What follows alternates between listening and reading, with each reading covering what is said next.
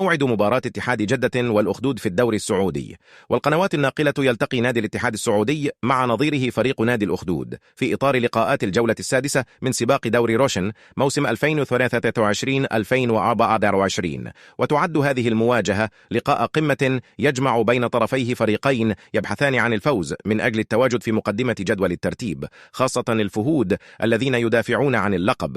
ومن المقرر أن تقام مباراة الاتحاد مع الأخدود في الجولة السادسة من الدوري السعودي للمحترفين يوم الخميس المقبل الموافق 14 من سبتمبر الجاري، إذ تجمع الفريقان على ملعب مدينة الأمير هذلول بن عبد العزيز الرياضية في تمام الساعة 6 بتوقيت مصر. والسعودية تنقل منافسات الدوري السعودي للمحترفين بشكل عام عبر مجموعة قنوات SSC لأنها الحاصل على حقوق البث الحصرية. ومن المقرر أن تذاع مباراة الاتحاد والأخدود عبر قناة SSC سبورتس بالجودة العالية وبجودة SD مجانا، إضافة لشاهد VIP.